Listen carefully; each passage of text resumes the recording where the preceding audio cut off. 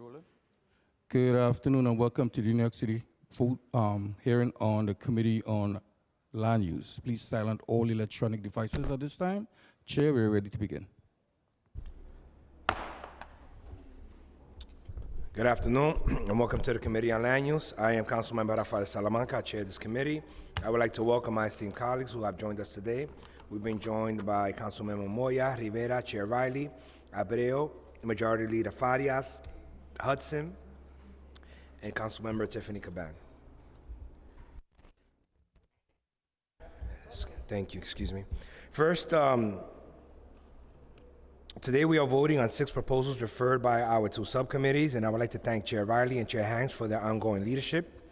First, we will vote to approve preconsidered LU's items for the Hallett Points 547 to 754 seat primary and intermediate school facility siting request submitted by the New York City School Construction Authority for a new school facility in Councilmember Caban's district in Queens. We will also vote to approve the modifications LUs 313 through 316 for the Carmen Villegas Apartments proposal related to property in Deputy Speaker Ayala's district in Manhattan. The proposal includes a zoning map amendment, zoning text amendment, acquisition of property by the city, and disposition of city-owned property, all of which together would facilitate the development of a new affordable housing development with approximately 210 units, including 147 affordable senior housing units. A modification will be to remove MIH option 2. We will also vote to approve LUs 297 regarding the Coney development proposal related to property in Councilmember Brandon's district in Brooklyn. The proposal seeks to amend the city map as one step in the process towards competing for a state gaming facility license. As we have seen through other proposals, New York State intends by the end of the year to award up to 3 downstate gaming facility licenses, including within the 5 boroughs. As Chair Riley made clear in our zoning subcommittee, the action before us today is only one of a series of necessary steps and part of the lengthy process. The proposal requests modifications of the city map, including the demapping of streets, both at grade and within clearly defined air volumes above grade, along with the adjustment of grades throughout the project site. We will also vote to approve the modifications LUs 298 through 299 regarding the North 7th Street rezoning proposal related to property in Councilmember Gutierrez's district in Brooklyn. The proposal includes a zoning map amendment and a related zoning text amendment, which together will facilitate a new mixed-use development with approximately 28 apartments, including 6 units as permanently affordable. Our modification will be to remove MIH option 2. We will also vote to approve with modifications LUs 300, 301, and 302 regarding the Marcus Garvey Boulevard rezoning proposal relating to property in Councilmember Osei's district in Brooklyn. The proposal includes a zoning map amendment, zoning text amendment, and a zoning special permit, which together will facilitate a new senior housing infill building with approximately 292 income-restricted units. A modification will be to remove MIH option 2 and add option 3. Finally, we will vote to approve the modifications LUs 294, 295, and 296 regarding the 145 for Harlem proposal related to property in Councilmember Salam's district in Manhattan. The proposal includes 3 related actions: a zoning map amendment, a zoning text amendment, and a zoning special permit, which would facilitate the development of a multi-building mixed-use development in Harlem. As discussed in more details at our zoning subcommittee vote, we are recommending modifications to all 3 related actions. The special permit approval is being modified to reflect programming and site plans charges across the 3 proposed new buildings, including the change to Building C into an 100% affordable senior housing building. The zoning text amendment is being modified to require MIH option 1 for Building A and to retain option 1 and 2 over the remainder of the rezoning area. Lastly, the zoning map amendment will be modified so that the associated restrictive declaration will similarly reflect the revised height, density, and programming of Building A, B, and C to be consistent with the modified special permit approval.